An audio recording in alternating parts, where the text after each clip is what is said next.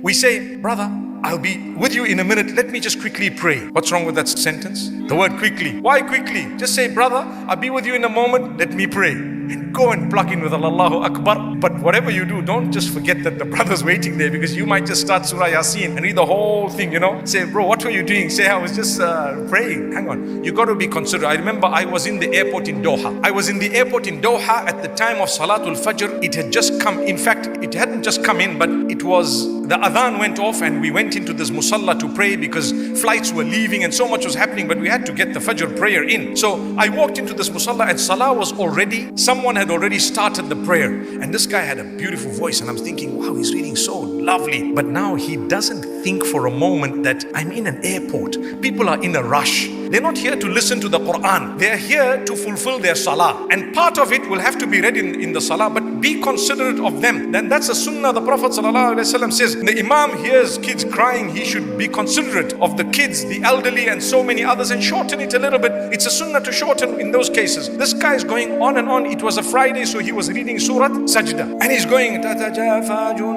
I see the guys looking at their clocks. Quite a few people looking at their watches. One guy walks out, another guy walks out. In salah, he broke his salah and walked out. You know why? He's missing his flight. And another guy walks out, another guy walked out. And one of the guys came in. I don't know who he was. I don't even want to mention the nationality, but it was quite clear. He says, Sheikh, la tawil. Nas indahum rihlat. You know what that means? Sheikh, don't be too long. People have flights. The guy said, Allahu Akbar. He went straight down. So I'm thinking to myself, yes, we don't want to say, I'm going to read salah fast or let me quickly pray. But at times you need to be considerate of the situation, where you are, and so on. You stopped on the side of the road. It doesn't mean now someone says, Sheikh, would you like to be the Imam? Say, hey, that's my chance to shine. Wallah, it happens, right? And then Allahu Akbar, and you've gone on and on. Just read Al-Asr wa Nasr, you'll be okay.